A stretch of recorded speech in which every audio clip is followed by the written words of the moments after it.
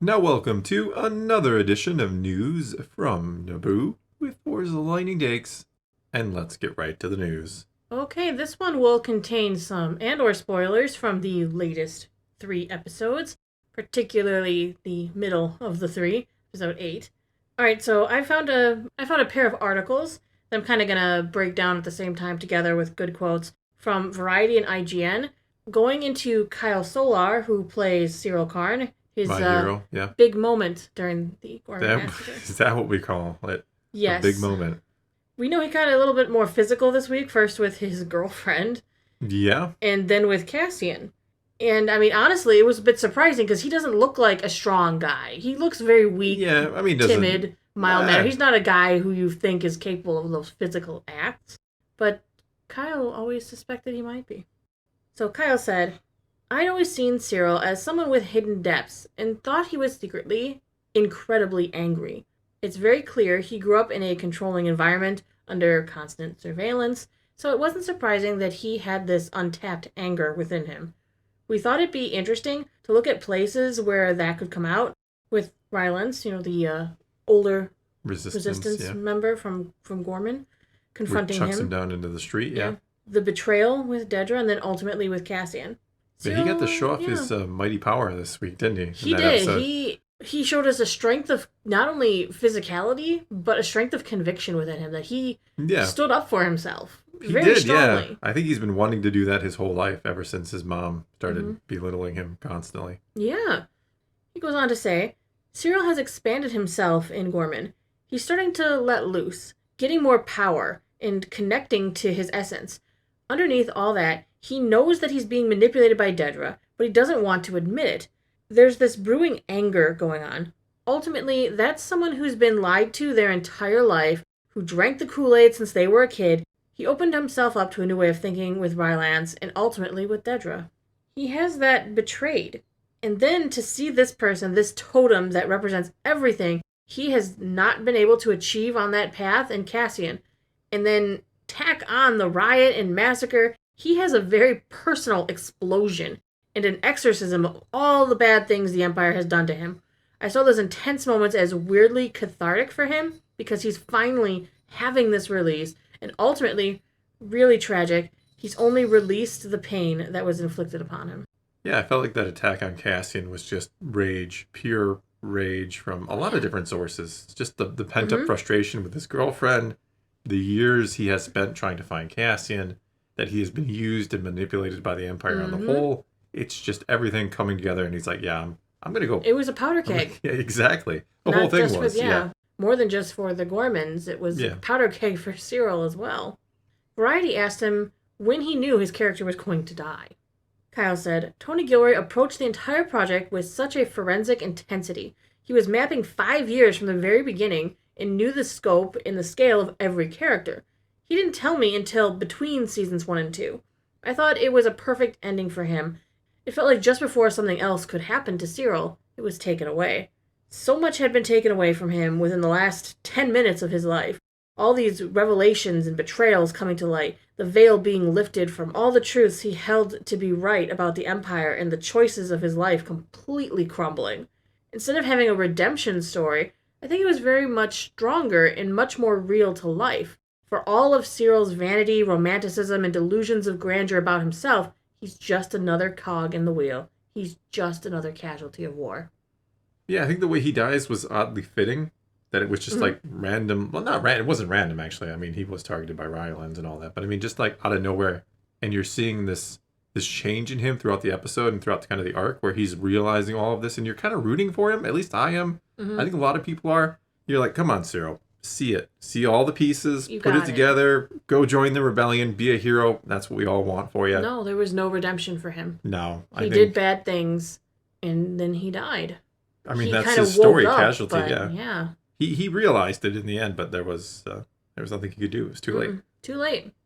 Then they talked about that fight scene he had with Andor, which was really surprising because you like I said, he doesn't look very physical, but he had the upper hand for most of the fight, and I was It's funny because I'm watching the scene and I was anxious, I was nervous, but at the same time, I'm like, well, my brain knows Cassian makes it to Rogue I One. was more nervous for Syril because I know Cassian's getting out of that fight. He might take some shots, but he's getting out of there. Mm-hmm.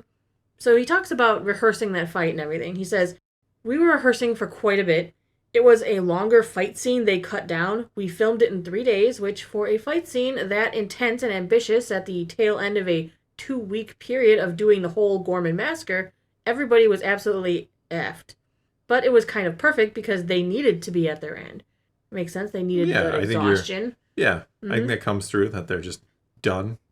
Goes on to say, we wanted it to seem like Syril was this feral cat that you just couldn't get off your back. In this whole revelation that's happened to him, some unexpected primal thing is released. It was wild.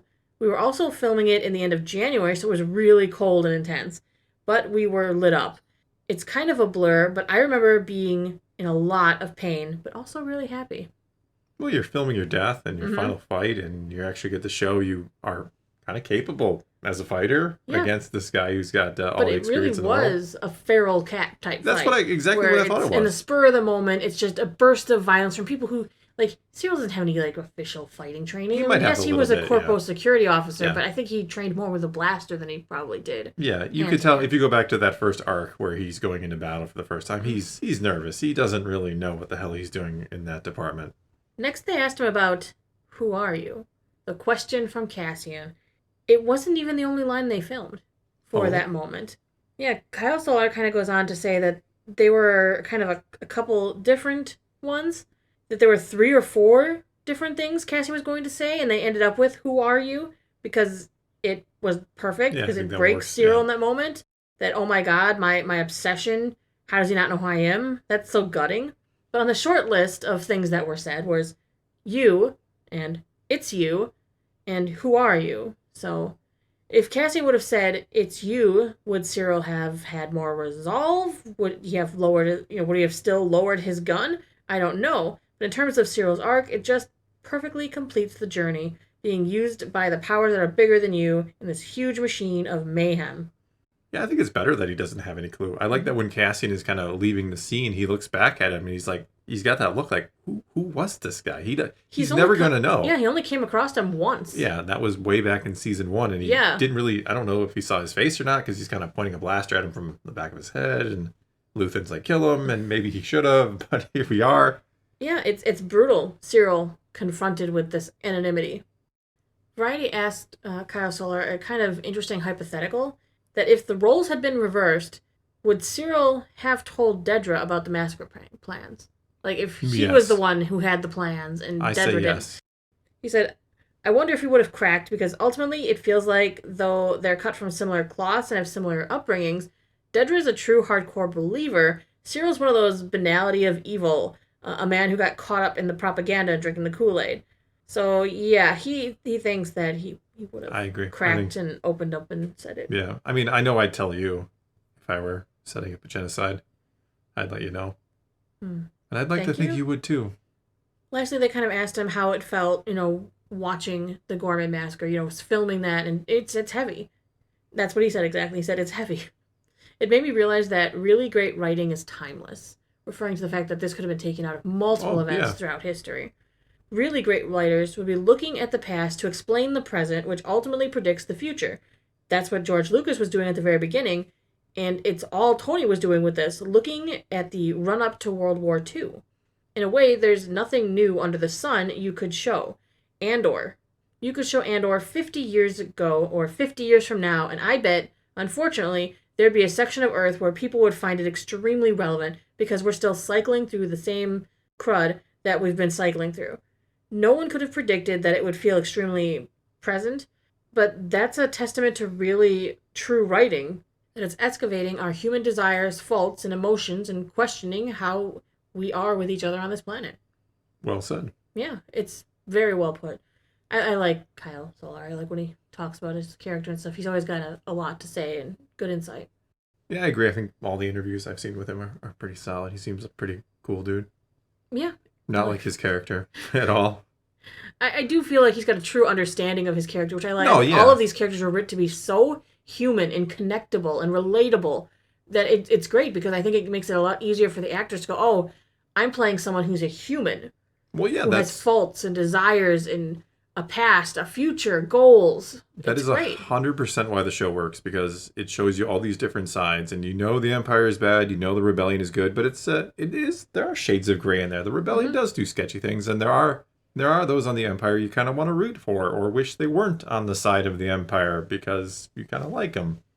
Yeah, but I've absolutely been loving the show, and we've got one arc to go. I know we're gonna do a prediction I video think that'll coming be up. tomorrow, like predicting We'll everybody's see. fate. We'll see. We'll see.